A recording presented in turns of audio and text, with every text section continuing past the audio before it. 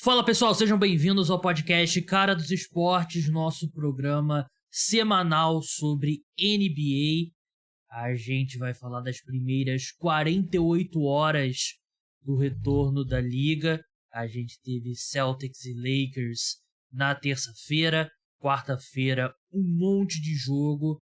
E aqui para me ajudar a analisar o que de mais importante rolou, Vitor Buratini, lá do Camisa 23, convidado recorrente aqui do podcast, já é da casa. E aí, Vitor, como é que você tá? Pô, fazia tempo que eu não participava aqui, mas feliz de estar de volta, né? Tô bem. Primeiras 48 horas boas, assim, talvez esperava um pouco mais, mas foram boas. Tem muita coisa legal aí pra gente falar. Verdade. E você que tá escutando o podcast Cara dos Esportes, não deixe de seguir o meu canal lá na Twitch, Cara dos Esportes também. Eu tenho feito lives assistindo aos jogos da NFL do horário nobre e também vou assistir sempre pelo menos um jogo por semana da NBA. Excepcionalmente nessa semana serão 2. Sexta-feira eu vou assistir, se eu não me engano, na programação é Mavericks e Pelicans, mas eu não tenho certeza. Jogo. Essa sexta já, né? Agora eu tô em dúvida se é. Deixa eu olhar aqui pra essa informação. Porque é o jogo da ESPN. Não é Mavericks e Pelicans, é na outra terça-feira. É Celtics e Heat. Celtics e Heat nessa sexta-feira. Vou assistir lá na Twitch com vocês, sempre conversando. Você assistir esporte. Acompanhado é sempre melhor. Thursday Night Football também, Monday Night Football tenho assistido sempre lá, então não deixe de seguir. Há boatos de uma participação de Vitor Buratini em algum momento pra gente ver o jogo da NBA juntos. Deixar por aí. Ela acontecerá. Então não deixe de seguir. Lembrando também, podcast Cara dos Esportes é um oferecimento do programa de apoiadores. Você curte o meu trabalho, quer ajudar a manter o podcast no ar, quer ter acesso a um monte de conteúdo extra, link tá na descrição com os planos, tem desconto para quem assinar por Pix, e também que o Bodog é o parceiro oficial de apostas do podcast. Por exemplo, ontem eu comecei a seguir um cara que dá tips de NBA e ele deu Utah Jazz mais 7,5, eu apostei. E o Utah Jazz ganhou por 21 pontos, tô vendo aqui. Sim. A gente vai falar sobre esse jogo, então não deixe de apostar também, com responsabilidade. Mas vamos começar pela quinta-feira, Vitor. Bora. Vamos começar pelo Lakers, um jogo que pouca gente viu aqui no Brasil por conta dos problemas lá no Prime, né? Acho que pelo horário, né? Eu não sei se eles resolveram eventualmente, mas pelo horário muita gente desistiu e foi dormir. E vocês lá no Camisa 23 tiveram o tweet da noite lá do Luva de Pedreiro lá, cansado. Mas a sensação que deu, não sei se você vai concordar comigo, é que esse primeiro jogo foi meio que um microcosmo do que a gente esperava pro Lakers na temporada, né? Pouco arremesso, um quinteto titular formado por Patrick Beverley, Lonnie Walker, Russell Westbrook, LeBron e Anthony Davis. LeBron e Anthony Davis foram espetaculares. O problema, como a gente esperava, era o resto. Um elenco que faz muito pouco sentido ao redor desses dois. E pareceu que a gente viu os problemas que a gente realmente esperava quando esse elenco foi montado. Sim, realmente o chute de 3 nojento do Lakers, né? É até uma coisa que eu li esses dias, né? O Lakers tem um problema que eles não têm arremessadores. Só que o problema maior, eu acho, é que quem não é arremessador também tenta muita bola de 3, assim. Então não dá para uma equipe que não tem nenhum arremessador confiável chutar tanto bola de 3. Tem que ter uma outra saída aí, apesar da gente estar numa era em que ela é tão valorizada, né? Se a gente for pensar, o time do Lakers foi campeão 2 anos atrás. Também não era um time com grandes arremessadores. Você tinha ali uns caras que acertavam suas bolinhas. Mas era uma equipe muito mediana também no quesito, né? Então, assim, eu acho que tem que ter... Dá pra gente encontrar um balanço aí, talvez, se eles diminuírem e forem mais inteligentes na seleção de chutes. Vi alguns pontos positivos, por incrível que pareça. Na questão ali defensiva, eu senti a equipe um pouco mais intensa nesse lado. Esse foi um grande problema na última temporada. Não só o arremesso de 3, como também a defesa do Lakers era péssima. A gente teve uma noite bem ruim do Patrick Beverley no ataque. Não que ele seja um jogador espetacular no ataque, mas se você for ver, ele é um cara que acerta suas bolas de 3, tem um aproveitamento razoável. Na noite ele foi muito, muito ruim.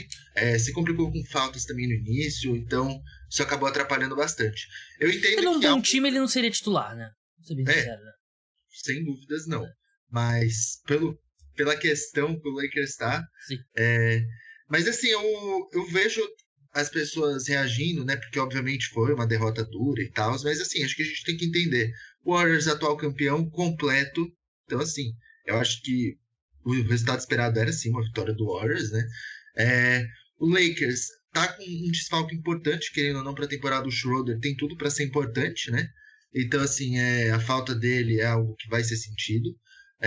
Até a própria falta do Thomas Bryant, que é um cara que eu considero horrível defensivamente, mas ele é um cara que consegue espaçar a quadra eventualmente. Sim. Então, assim, é uma falta, porque assim, o elenco do Lakers é tão zoado que esses caras que são bem medianos acabam fazendo uma falta. Mas assim, eu acho que o Lakers tem mais futuro essa temporada do que na última, que não quer dizer grandes coisas, porque a equipe foi a 11ª colocada. Mas eu realmente acredito que esse ano, talvez, eles consigam ali uma vaga nos playoffs. O elenco do Los Angeles Lakers, primeiro não vai ser esse elenco quando terminar a temporada, né? Eles têm que fazer uma troca e acho que escancarou mais a urgência de colocar aquelas 2 escolhas de primeira rodada para jogo e tentar juntar elas com o contrato do Westbrook e ver o que você vai trazer. Porque nesse momento, e foi um ponto que eu vi o Bill Simmons fazer e eu concordo, o elenco do Lakers do 3 ao 10 é um dos piores da NBA.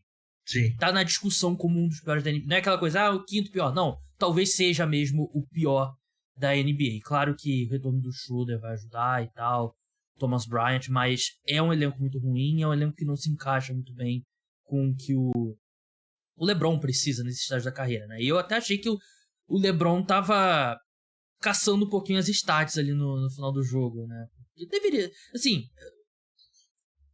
o Super Bowl, né, do Lakers esse ano é o LeBron passar o Curry, né? Não tem jeito, né? Então por isso que ele jogou 35 minutos num jogo que já tava perdido já há muito tempo, né? E acho que o ponto positivo foi o Anthony Davis. Eu achei que ele parece um pouco mais leve do que na temporada passada. Ele começou jogando de pivô, que é o que a gente pede há muito tempo do Davis, né? Ele é um pivô. Só que o problema dele jogando de pivô é um time que já tem a posição da ala muito fraca e você não tem ele na posição 4. Eu nem sei se nesse momento ele tem mais a velocidade para correr atrás de um ala mais leve, né? Na posição 4, né? Mas ele jogando na posição 5 é onde ele se adapta melhor e ele é uma força, né? Ali no garrafão defensivamente e ofensivamente. Warriors, acho que exatamente. Se a gente falou eu já dei uma olhada falar deles, porque o elenco deles é excelente. Pra mim, assim, eles sofreram as perdas ali do Otto Porter Jr. e do... Quem foi o outro que saiu? É o Gary Payton, né? Isso. Mas assim, eles continuam tendo uma rotação excelente. Eu acho que você adiciona ali o James Wiseman, que pô, é um cara que consegue contribuir. Você adiciona ali um Donte DiVincenzo. Você adiciona a evolução do Kuminga. Então, assim, no fim, eu acho que essas perdas nem vão ser sentidas, sabe? E assim, eles ganharam bem num jogo que o Jordan Poole arremessou 4 de 15, né? 2 de 9 da linha de 3. Nem precisou de tanto, assim. Eu até acho que esse pick and roll aí do Jordan Poole com o Wiseman na segunda unidade pode ser algo bem interessante para a equipe. O Wiseman bem ativo nesse primeiro jogo dele depois de muito tempo. Então, só sinal positivo pro Golden State Warriors. O time pegou do jeito que interrompeu a última temporada. O Wiggins agora num contrato que eu acho que vai envelhecer muito bem esse contrato pro Golden State Warriors. Eu achei ele assim, eu achei o Poole um pouquinho overpaid. Eu faria o contrato dele de uns 120 milhões. O Poole você tá pagando pelo que você acha que ele vai continuar evoluindo, né? Exato. E assim, a minha dúvida é justamente se ele vai continuar essa evolução e como. Porque assim, você vê ele é um cara que ele joga na do Thompson, sabe? E eu não imagino o Thompson também perdendo minutos, se ele continuar bem assim. Mas eu acho que a evolução seria aqui o Jordan Poole na posição 2 e o Thompson, conforme ele vai perdendo a velocidade, ele marcando mais o cara da posição 3, né? Talvez. Mas assim, o do Wiggins foi espetacular. 109 milhões para 4 anos de um cara aí que é sim, na minha opinião, um dos melhores two-ways da liga.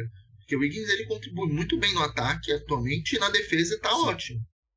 Então assim, é o tipo de jogador que todo mundo quer ter. Ele foi o segundo melhor jogador do título, pra mim é indiscutível. Foi o segundo cara mais importante ali. E, assim, eu entendo o lado do Wiggins, né? Porque ele teve uma carreira conturbada até chegar no Golden State Warriors, né? Pra que ele vai querer, pra ganhar 2, 3 milhões de dólares a mais por ano, vai deixar essa situação perfeita no Golden State Warriors. Mas ainda mais com o que a gente projeta de salto do salary cap nos próximos anos, né? Que deve ter mais um grande salto. Não sei se tão grande quanto aquele do 2014, 2013. Pelo que eu vejo, vai ser, assim, daquele nível, pelo que eu tô falando. E aí vai ser bizarro. E aí esse Wiggins vai ser um dos melhores contratos da... Se ele manter nesse nível, ele vai ser um dos melhores contratos da NBA. Vamos passar pro outro jogo da terça-feira, esse jogo que eu vi lá na live com o pessoal.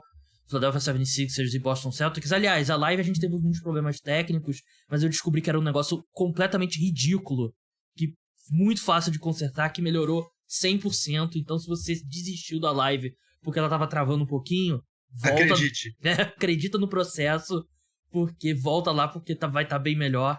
Era uma questão do fundo animado. Eu botei um fundo animado, né? Tipo, é um vídeo que fica no fundo. Só que ele puxa muito do computador. Meu computador não é tão bom assim. Eu tirei o fundo, botei uma imagem estática, melhorou 200%. Bizarro. Abraço aí pro Quinones, que descobriu que era esse o problema. Mas Philadelphia 76ers começar pelo time que ganhou, né? O Boston Celtics. Outro time que, assim, claro, tem a ausência do Robert Williams, que é muito sentida, e acho que é muito sentida quando o Noah Vonleh tá em quadra, quando o Blake Griffin tá em quadra, né? Que são dois caras que não deveriam estar em quadra num time tão bom quanto o Boston Celtics, né? Mas o quinteto titular é o time realmente dos playoffs. Eu achei que o Tatum, você falou sobre two-way player do Andrew Wiggins, o Tatum, é difícil você falar do Tatum como two-way player, porque a gente pensa nele como um dos 7, 8 melhores jogadores da NBA. Mas o que ele vem fazendo defensivamente desde os playoffs da temporada passada é um cara de primeiro time all defense. A evolução dele na defesa nos últimos anos foi brutal, assim. Um cara que ele tá fazendo basicamente tudo em quadra. Então, assim, é que two-way player eu encaixo jogadores como Paul George, Kawhi, próprio Tatum, Wiggins, assim, que são aqueles caras que, o que eles entregam no ataque é a mesma coisa que eles entregam na defesa, assim. É que pode soar meio negativo, né? Sim. Como é o cara operário, né? O cara é muito completo. Mas, assim, quanto a esse jogo, cara, é resultado esperado, assim. Pra mim, o Sixers tá com um elenco interessantíssimo. Tá, sim, com melhores opções aí no banco de reservas. Mas caras ali como, sei lá, o Montrezl Harrell, que é um cara que é pra ser, tipo, um dos principais reservas, acabou não rendendo tanto. Mas, assim, eles perderam pro Celtics, que é, pra mim, um dos elencos mais completos da liga. Sim. Pode estar sem Robert Williams, mas é um dos elencos mais completos da liga. Você tem Malcolm Brogdon saindo do banco, ele foi bem. Grant Williams saindo do banco também foi bem. Então, assim, Celtics é isso aí. O Celtics é a equipe pra ficar em primeiro no leste. Óbvio que teve aquela questão do email Docker que pode vir a atrapalhar em algum momento, né? Mas, assim, pelo que falavam o assistente dele, que é o Musola, acho o nome, também é um cara que estava ali razoavelmente preparado para a situação, né? Então, assim, o Celtics, eu acho que a gente pode esperar eles fazendo uma campanha melhor até do que no ano passado. Porque ano passado, não sei se você lembra, mas eles começaram muito mal a temporada. Eu fiz um jogo lá na TNT, Knicks e Celtics, que era briga pelo play-in, né? A história do jogo era briga pelo play-in. Sim, e assim, o Celtics, ele teve uma evolução brutal na segunda metade da temporada. E assim, a gente vai ver eles bem desde o início. Então assim, se o elenco ficar saudável ali, um cara como Malcolm Brogdon, que é um cara que se lesiona muito, ele é um cara para ser sexto homem do ano. Grant Williams é um cara que vem do banco, defende bem, mata a bola de 3. Tem a questão do Robert Williams, que, quando ele voltar, você volta pro elenco titular do ano passado, cara, é difícil no leste você bater com eles, assim. O único que dá pra bater é o Milwaukee Bucks, na minha opinião. Então, assim, o Brogdon, acho que a única coisa que pode impedir ele de ganhar o sexto homem é ele se tornar titular nesse time, né? Sim, porque exato. Ele entrou realmente, eu concordo plenamente com você, ele entrou muito bem no jogo, ele dá um ritmo que, acho que, assim, o Marcus Smart evoluiu muito como armador ofensivamente, mas o Brogdon é outro ritmo que ele dá ao time. É outro estilo também, né? Então ele é o que pode impedir ele de ser o melhor sexto homem. A gente viu, por exemplo, o Derek White começar o jogo, né? O Derek White não é melhor que o Malcolm Brogdon, né? Você quer ter o cara ali pra comandar sua segunda unidade e tal. E esse lugar aqui, quando o Robert Williams voltar, né? O time volta àquela formação grande, né? Que era Smart, Brown, Tatum, Horford e Robert Williams. E o Horford não vai ser muito poupado ao longo da temporada também. Ele vai jogar bastante enquanto o Time Lord não voltar, né? Mas depois ele vai ser muito poupado. Sobre os Sixers, assim, eu concordo que é um bom elenco, mas vai levar um tempo pra encaixar. E uma coisa até que eu falei durante a live, né? Se não me engano, teve uns 2 ou 3 daquele pocket pass do Harden pro Harrell, que o Harrell não conseguiu pegar, né? E aquilo ali é tempo, né? Aquilo ali é encaixe, entrosamento. Mas eu achei que foi um sinal muito positivo a atuação do James Harden. 12 lance livres, porque era um número que vinha caindo dele. Sim. Que normalmente isso é uma indicação de que o cara tá perdendo um pouco da explosão, né? E não tá atacando o aro. Exatamente, ele tá mais leve, ele tava em comando do ataque, foram 35 pontos, 8 rebotes, 7 assistências, eu gostei muito da atuação dele. Eu até, no programa de palpites individuais, eu conversei com você offline sobre os meus palpites, você me deu opinião, eu coloquei o Harden no segundo time, ao NBA, né? E você foi contra essa escolha. Claro que é um jogo, né? Faltam 82. Mas eu tô bem animado com o meu palpite, porque o Harden tá muito bem fisicamente. O pick and roll dele com o Embiid, mesmo com ele mal fisicamente, já era imparável. Agora a tendência é melhorar. Então não acho que é motivo pra pânico perder pro Celtics. O Celtics é um time pronto e o 76ers é um time que vai chegar no melhor dele nos playoffs no final da temporada regular. Sem dúvida. Não, eu fico feliz de ver o Harden assim, porque eu quero que ele volte a ser aquele scorer, apesar de ser quase impossível. Mas se ele for a sombra do que ele já era, tá ótimo. Mas assim, sinais positivos pra mim. Teve até a entrada do PJ Tucker ali no elenco titular. Então, assim, é algo que demora um pouco esse encaixe, mas eu acho que vai acontecer, vai ser natural. E pra mim o Sixers é uma equipe top 4 do leste, sem dúvida alguma. Preocupante a defesa, né? Eu acho que se ele ofensivamente estava meio Harden do Houston Rockets, não 100%, claro. Acho que defensivamente ele também deixou o Tatum e o Brown estavam passando o tempo todo. Sim. É um matchup muito ruim pro 76ers, né? Porque eles, por mais que a chegada do PJ Tucker e tal, eles não têm muita marcação nas alas, né? São dois caras jovens, né? O Tatum e o Brown, pô, eles têm um físico, assim, vitalidade que, pô, o PJ Tucker não tem, que o próprio Tobias Harris nunca foi um defensor bom, assim. E é estranha a situação do Thybulle, né? Porque eles não conseguem renovar o contrato com ele. E aí ele chegou a entrar, jogou segundos, né? Foi menos de um minuto, se eu não me engano. Porque o Thybulle é uma questão complexa, né? Ele, ofensivamente, é um dos jogadores mais nulos, acho, de toda a liga. É um cara que já tinha saído da rotação nos playoffs da temporada passada. É bem estranho, porque ele é o extremo, né? Porque ele é um cara que é all defense, né? Um dos melhores marcadores. Naquela votação que teve do pisou na linha, né? Aquele um monte de perfil. Uma das perguntas era quem era o melhor defensor de perímetro. Eu votei no Thybulle. E não é absurdo. O Thybulle é um baita defensor. Só que ele...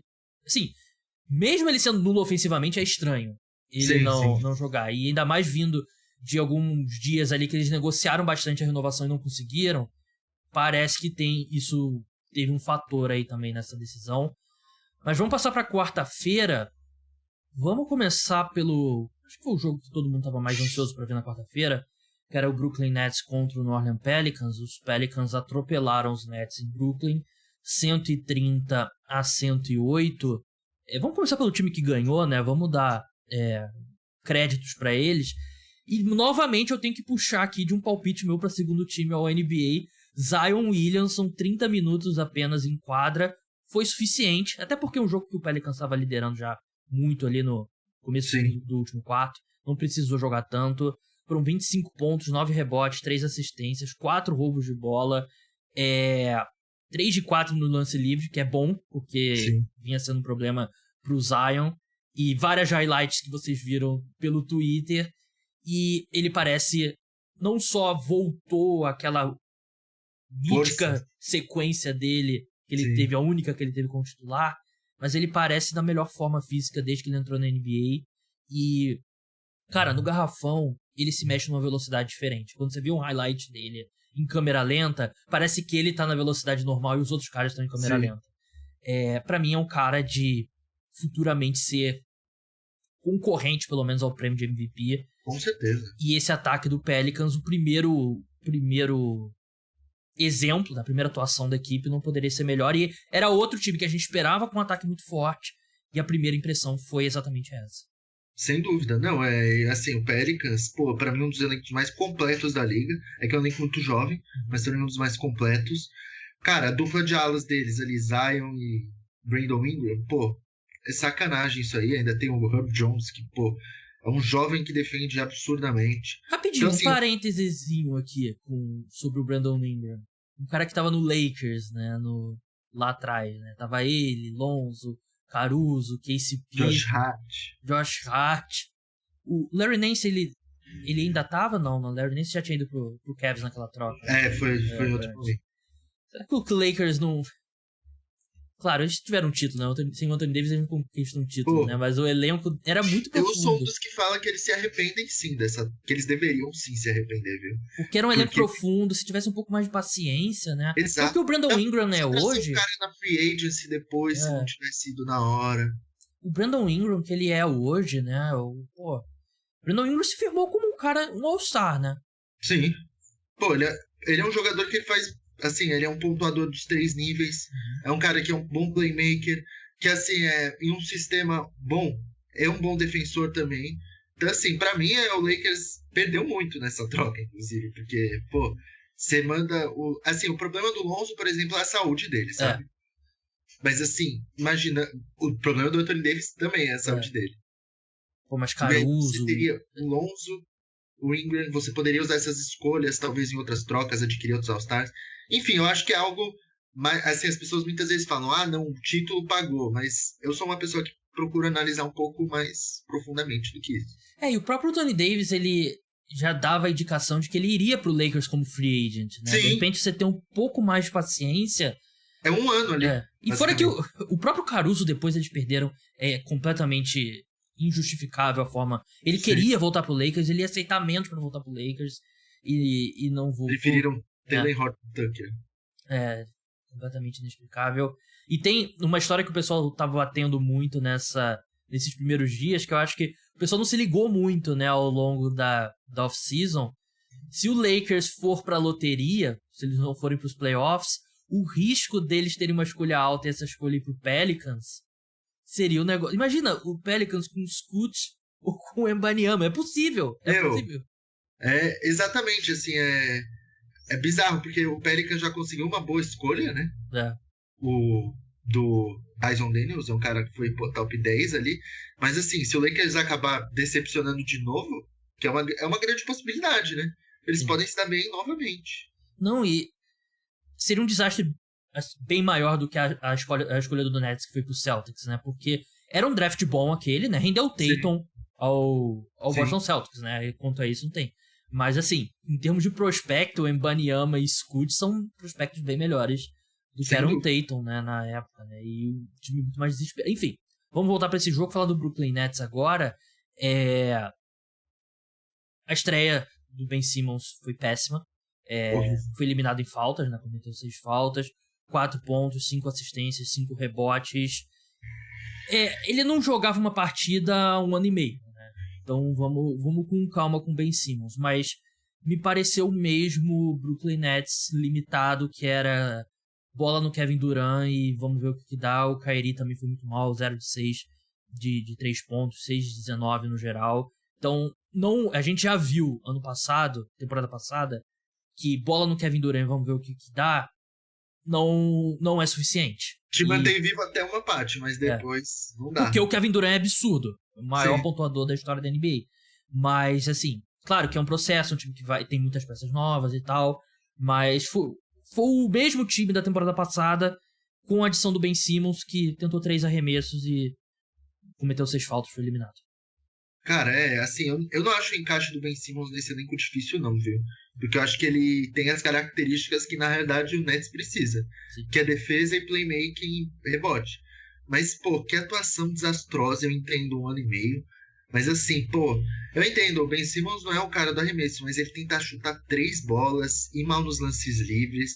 Isso pra mim é um prognóstico péssimo, horrível. Kyrie também muito mal.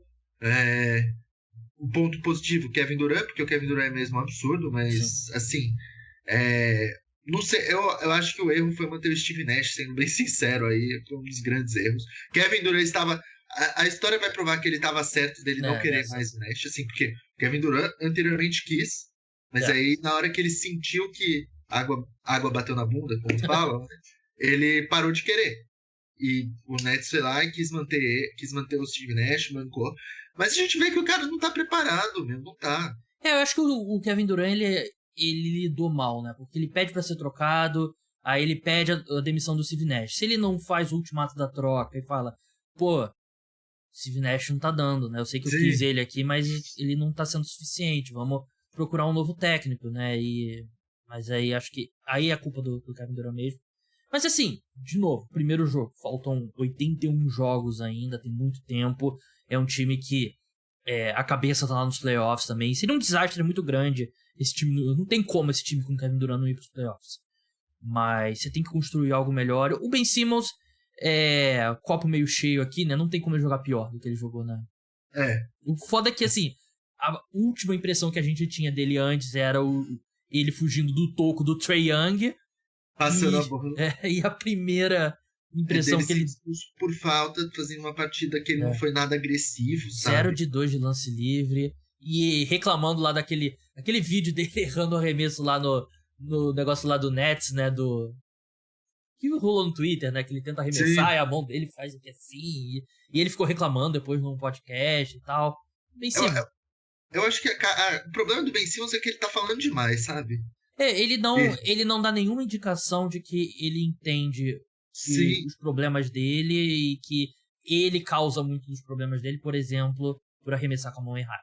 Sim, pra mim parece que ele sempre fala como se a culpa fosse dos outros, sabe? A culpa lá do Embiid e do Doc Rivers. Quando ele vai justificar aquele lance lá, tipo, não, eu achei que iam dobrar em mim, que ele justificou no podcast do J.J. Redick. Pô, cara, assume que você fez uma decisão horrível. Sim. O mundo inteiro viu, ninguém compreendeu o lado dele, porque não tem muito o que compreender. Se ele fala, pô, eu não tava confiante no meu lance livre, foi um erro, então eu tenho que trabalhar no meu lance livre pra não ter mais problema com isso e tal. Tem que falar isso, cara. Não é falar, pô, não, eu achei que ele ia dobrar, não sei o que, ia me fazer a falta, pô. Enfim, vamos passar pra surpresa aí. Acho que dá pra chamar de grande surpresa das primeiras 48 horas da NBA. Utah Jazz 123, Denver Nuggets 102. Eu acho que esse jogo manda um sinal de urgência pro Utah Jazz, que tem muito cara aqui que tem que ser trocado se eles vão brigar. O objetivo é brigar pelo Wembanyama e pelo Scoot, né? Sim. E tem muito cara bom ainda nesse elenco, né? Eu tenho até um take aqui que pra mim esse Jazz parece muito Thunder 19 e 20, sabe? Que era aquele elenco com o Chris Paul.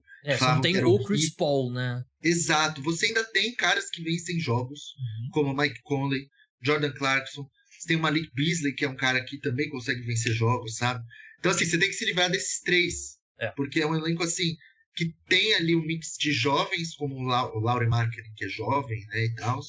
Mas também tem esses caras aí que já são veteranos que ganham jogos. Então, assim, eles não são ainda ruins o bastante pra ter uma campanha horrível. Esses caras, eles vão acabar ganhando jogos. 63 pontos vindo do banco com Colin Sexton, eles só podem trocar no final da janela, né? Sim. Ele foi adquirido em troca, né? Mas o Sexton, Beasley, o Markkanen, que nem jogou tão bem o Markkanen, né? Mas o Vanderbilt, o Clarkson também, outro que jogou 30 minutos, teve 10 pontos. Eles nem tiveram uma grande atuação. O negócio é que o banco deles é muito bom, né? Tem o Gay, né? O Rudy Gay, o Walker Kessler é calouro ainda e tal, mas jogou 24 minutos. Então, eles têm que se livrar desse pessoal, não tem jeito. Porque eles têm que se livrar desses armadores aí, né?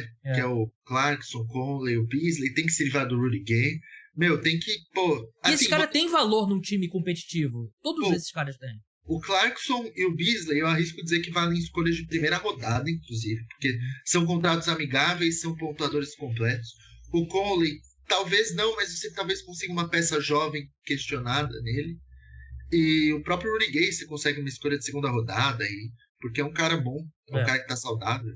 Então, eu gosto do Vanderbilt, eu acho ele bem útil pra um bom time também. Então... Não, eu acho que o Vanderbilt é um que eles têm que continuar com ele, porque pra mim, defensivamente, ele é um absurdo. É um time que liga o sinal de alerta, vitória, né? Sim. Enquanto o Denver Nuggets, eu vi um comentário no Twitter que eu concordo, né? Eles precisam de alguém funcional na posição de pivô pra quando o Jokic não estiver em quadra, né? Não dá pra ser o DeAndre Jordan, né? O DeAndre Jordan com a camisa 6 em homenagem ao Bill Russell. Uma péssima homenagem, mas assim, Michael Porter Jr. e Jamal Murray Discretos, né? discretos, né? Eu até fiquei surpreso aqui quando eu vi que o Michael Porter jogou 35 minutos, né? Eu não tive essa noção dele tanto tempo em quadra assim, né? 2 caras voltando de ausências muito grandes, né? Mas é um time também com muitas peças novas e tal. Na NBA, é porque grande parte do meu público é o pessoal que gosta de NFL e gosta de NBA também, né? É muito mais comum esses resultados. São 82 jogos, né? Mas Sim. não é uma boa primeira impressão pro Denver Nuggets. Não, mas eu acho que não é algo para se desesperar. Porque, como você disse, 2 caras fundamentais voltando de ausências longas. Acho que assim, tem esse problema na posição de pivô, porque o DeAndre Jordan é horrível.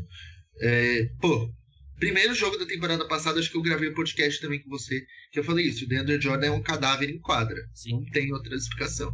E o outro cara é o Zeke Nnaji, que também é horrível. Tipo, não se desenvolveu, não virou nada. Então, assim, é um problemão. Eu acho que talvez seria interessante o Denver tentar um Derek Favors aí. Aliás, eu ia falar isso, eu tava até pesquisando aqui. O telefone do agente do Derek Favors não deve ter parado nesse... Porque Celtics... Não, porque tem muita equipe que... o próprio Lakers, se quiser ali uma força no garrafão, porque, é o Damian Jones e o Thomas Bryant, Derek Favors consegue entregar 20 minutos ok, sabe? É isso que muitas equipes precisam no pivô. Sim. Não, o valor dele subiu muito depois dessas 48 horas. Porque já se falou do Derek Favors pro Celtics, já se falou pro Lakers, pro Nuggets faz sentido também. Então, assim, é porque tem uma sensação assim, pivô reserva a gente consegue, né, ao longo da temporada e tal. Sim. Só que acho que tem muito time achando que vai conseguir o pivô reserva e não tem tanto. Não tem tanto pivô reserva, sim. Exatamente, gerou um desequilíbrio aí na oferta e procura de pivô ali pra você botar 20 minutos em quadra, como você falou. Vamos passar mais um jogo aqui. Atlanta Hawks e Houston Rockets. Hawks venceram 117-107, mas o destaque é a atuação da dupla, Trae Young e DeJounte Murray, né? Porque a gente falou aqui de times que serão um processo, tem que se encaixar e tal. O encaixe de início parece que foi muito bom, né? Do Trae Young e do DeJounte Murray. Os dois tiveram ótimos números, não arremessaram bem de 3, nenhum dos dois, e venceram o jogo. Acho que, aliás, vários times aqui, você olha o arremesso de 3, muita gente ainda encontrando o melhor arremesso, mas os dois parece que coexistiram bem. Foram 24 assistências combinadas entre os dois. E o DeJounte Murray teve 5 roubos de bola, né? Que ele tá aí pra isso, né? Pra compensar o Trae Young defensivamente. Então, é um bom primeiro sinal, uma boa primeira impressão pra equipe. Sem dúvida. Eu achei que talvez o encaixe fosse demorar mais, mas assim, são jogadores feitos um pro outro, digamos assim, né? Porque o DeJounte Murray, ele talvez não fosse aquele ala armador no Spurs, mas ele é um cara com o tamanho de um. O Trae Young é um cara mais baixinho ali, com um bom arremesso de 3. Os dois são playmakers excepcionais. Como você disse, um deu 11 e outro deu 3 assistências. Cara, isso aí é um absurdo. Eu acho que assim, foi feito o que precisava ser feito, digamos assim. Porque as alas do Hawks, você tem o Hunter, tem o Collins, você tem ali de pivô o Clint Capela. Tá chegando um avião aí do seu lado, Vitor. Eu vou assumir aqui enquanto eu tiro o som, mas eu só queria ressaltar o negócio. É o Houston Rockets, né? O avião continua chegando lá na casa do Vitor. Mas, assim, Houston Rockets ainda. Então acho que a gente tem que ter um pouco de calma. É o primeiro jogo e tal. Mas, assim, é melhor que a sua dupla estreante jogue bem do que jogue mal. E eles jogaram muito bem juntos. E tava vendo o recorte dos steals do DeJounte Murray. É exatamente o que eles precisam, né? E o que você falou também do tamanho, a forma como o DeJounte Murray compensa a altura do Trae Young. O Trae Young deve ter a minha altura, mais ou menos. É muito importante. Não, é um elenco profundo, assim, eu diria até. Tem sua profundidade, você tem peças interessantes no banco. O Aaron Holiday, um cara que eu acho ok. Justin Holiday, bom jogador. Você tem ali o próprio Onyeka, que eu amo de paixão. Então sem Bogdanovic ainda também, né? Então sem o Bogdanovic ainda. Você tem o próprio AJ Griffin, que é um cara que tem um potencial absurdo. Então, assim, o Hawks é um elenco interessante. Eu queria comentar uma coisa sobre o Houston Rockets que muito me surpreendeu. Foi assim, o Bruno Fernando, que é aquele pivô de Angola, que assinou um contrato de 10 milhões por 4 anos com o Rockets, que eu, pra mim, achei o contrato mais esquisito da Free Agency, porque o Bruno Fernando é um cara que, assim, ele tava quase fora da liga, né? E ontem ele foi titular no lugar do Sengun, que pra mim era o pivô pro futuro do Rockets, né? E ele jogou muito bem, ele flertou com triplo-duplo, inclusive. Então, assim, é um absurdo. E o Rockets, Jabari Smith teve uma partida ruim, o Jalen Green não teve a melhor dos jogos, mas é um time com potencial para ser absurdamente divertido. Concordo, né? E é um time que tá na... Assim, derrota é positivo pra eles, porque Sim. você pensa aí num futuro com Jalen Green e o Wembanyama e Jabari Smith. O Scoot Henderson, você imagina. Também seria um baita encate. Vamos encerrar aqui o podcast. Tem um último jogo que eu queria falar. Eu queria falar sobre a estreia do Paulo Banchero, né? O Orlando Magic saiu na frente. Eu já cheguei a twittar quando o Pistons começou muito mal. Eu já tuitei uma foto do Wembanyama com a camisa do Pistons e tudo mais. Já tinha virado foco. Mas os Pistons viraram com uma boa atuação do Bogdanovic, 6 de 10 da linha de 3, o Cade Cunningham. É o clássico jogo do Cade Cunningham, que os números não são espetaculares. 18 pontos, 10 rebotes, 6 de 16 de quadra, mas ele em total comando do ataque da equipe. E assim, ele tá muito forte, é impressionante, ele é muito grande, né? Acho que ele tem, se eu não me engano, 6'5", né? Que é 1,90m e pouco, 6'6", né? Eu acho que chega aos 2 metros, tá beirando ali. Quase 2 metros de altura, e aí tá bem mais forte do que na temporada passada, em total comando, tá vendo tudo que tá acontecendo em quadra. Achei que o Ivy jogou bem, 19 pontos, 2 de 4 também, então o comecinho ali foi preocupante, mas depois a equipe melhorou. O Jalen Duren, que, desculpa, ele não tem 18 anos. Não é possível esse cara ter 18 anos. Que partidaça vindo do banco, inclusive. Porque esses pivôs de 18 anos, normalmente eles são muito altos. Mas eles são magrelos. É, né? O corpo do Chet Holmgren, né? Sim. É o corpo do Wembanyama. Ele é absurdo de forte, cara. Ele parece o DeAndre Ayton. Sim, ele é um cara que ele já chega assim, pronto pra, assim, no lado defensivo, dar problema pra qualquer outro pivô na liga. Porque ele é realmente muito avançado fisicamente. Queria falar um pouco do Pistons, porque eu gostei muito do jogo do Pistons. Pra mim foi o jogo mais divertido da rodada de ontem, inclusive. Jaden Ivey, estreia espetacular. Sadiq Bey foi mal. O Bojan Bogdanovic bem. O próprio Isaiah Stewart foi interessante. E o Killian Hayes defendeu bem, inclusive, viu? Esse ele faz bem mesmo. Aí você olha para os números dele, 1 de 9 de quadra. É o jogo do Killian Hayes. Exato. Mas é que assim, o Killian Hayes foi colocado uma expectativa alta nele, o que era justo, porque foi uma 8ª escolha. Mas assim, se ele virar um backup ali que consegue armar e defender bem, ele tem seu valor até, tem seu valor. Mas assim, Pistons acho que vai ser uma das equipes para você ver os jogos pela diversão. Porque é um elenco jovem, é um elenco com caras que tem características interessantes. Então assim, eu gostei muito do Pistons. E eu tenho que também destacar ali Paulo Banchero, que teve talvez a melhor estreia de first pick desde o LeBron James. Absurdo de jogo, absurdo. Muito bom mesmo. Também foi interessante ver o Suggs jogando bem, Franz Wagner, uma partida ok. Então assim, partida muito divertida mesmo, de duas equipes com os melhores young cores da liga, diria eu. Eu coloquei esse jogo justamente para falar da atuação do Paulo Banchero, né? E o Magic testou ali com os lineups com Mo Bamba, Wendell Carter e Bol Bol juntos, né? Os negócios meio maluco. Eu achei que o RJ Hampton jogaria mais, né? Teve 11 minutos apenas.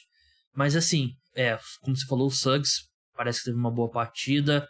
Vou fingir que foi a final da Copa do Brasil ontem, né? Eu não fiquei destrinchando o Orlando Magic e Pistons, mas pelo que eu li, pelo que eu vi, teve uma boa partida mesmo. E o Banchero realmente espetacular. Não tentou nenhum arremesso de 3, né? Mas teve um impacto. Eu achei isso esquisito até, porque ele é um cara que ele tenta umas bolinhas de 3, não tem um baita aproveitamento, mas ele tem um toque refinado ali na bola. Os números dele não eram bons, mas ele sempre parecia ter um bom toque, né? Que me fazia crer que ele seria um bom arremessador de 3. Se a gente falou do Jalen Duren, né? Tudo bem que ele é um ponto fora da curva com 18 anos. O Banchero é um tanque, né? Sim. O Banchero é um cara que na NBA ele já tá atropelando os caras, fisicamente. Essa classe eu acho interessante que tem caras muito prontos de início, tipo o Banchero, o próprio Keegan Murray, que ainda vai estrear. O Jaden Ivey, pra mim, é um cara que tá pronto sim pra liga. Então eu acho isso bem legal. Acho que é isso, né? Tem algum outro ponto que você quer destacar os primeiros 2 dias? Cara, é só 2 pontos rápidos, que o Phoenix Suns precisa urgentemente melhorar aquele banco de reservas. Cara, o Jordan Clarkson no Phoenix Suns faz tanto sentido Exato. que eu acho que não vai acontecer. Mas seria perfeito pro Phoenix Suns. Mano, o Suns, ele tem, assim, 4 contratos que são excelentes pra troca, que é o do Cameron Payne, do Landry Shamet, o do Jay Crowder, que quer sair, e o do Dario Saric.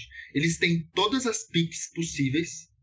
Então, assim, dá pra eles trazerem uns 3 reforços com esses contratos, que, pô, seria perfeito, assim. E pra mim a equipe não tá se mexendo, sabe? Isso é bizarro. Porque, assim, com o elenco atual que tá, não consegue ganhar título. É bom e tal, mas não consegue ganhar título. E o outro ponto é, Damian Lillard voltou zoadinho, hein? Assim, esperava mais dele, porque, beleza, ele ficou muito tempo fora e tal, mas as pessoas falavam, não, ele tá no melhor shape da carreira dele. Pô, foi uma partida bem fraquinha dele, assim, não curti, não. Vai deixar o shape falar por ele. Deixa eu ver. Deveria. 20 pontos, 8 assistências, 5 de 18, 1 de 8. Assim, esse começo de temporada é muita gente tentando. É muita gente que pegando fogo. Eu lembro muito, se eu não me engano, o último ano do Aaron Gordon no Orlando Magic, ele começou, tipo, no primeiro mês, arremessando 50% de 3, assim, mais de 50% de 3. E tem muita gente que demora até encontrar o arremesso, né? O Lillard, pro bem do Portland Trail Blazers, espero que seja a segunda. Desencontrar logo. Não, e assim, é um cara que se não encontrar, esse time tá doido, assim, querendo muito mudar o foco pra corrida pelo Wembanyama também. Né? É um time que se, sei lá, começar o quê? 3-8, já muda o foco, vamos. Eu achei interessante porque o Shadon Sharp, que foi uma escolha que eu critiquei muito, porque por não fazer sentido na timeline do Blazers, tá? Deixando bem claro. Não é porque eu não acredito no Shadon Sharp, é porque o Blazers é uma equipe pra disputar título. E o Sharp era um cara que eu não considerava pronto. Mas ele teve uma estreia legal, teve uma pré-temporada legal. Acho que vai conseguir contribuir bem já na primeira temporada. Então é isso, podcast da NBA toda semana aqui no feed, né? Quando acabar a temporada da NFL, aumentam para 2 podcasts. Um domingo, que vai ser a segunda parte do podcast domingo sobre a NBA, e aí o de quinta-feira continua. Você vai ouvir muitas vezes Vitor Buratini por aqui. Sigam ele lá no @buras1313. Torçam para um dia vocês chegarem na roda do Vitor Buratini, que é onde o conteúdo premium, seguidores premium do Vitor Buratini se encontram. Cara, brigadão aí pela sua participação. Até a próxima. Muito obrigado, Gabs. Muito obrigado a todo mundo que ouviu e fiquem bem aí. Então é isso, pessoal. O podcast Cara dos Esportes volta nesse domingo à noite com o programa pós-rodada da NFL. Não deixem de acompanhar as lives lá no Twitch. Até a próxima. Tchau!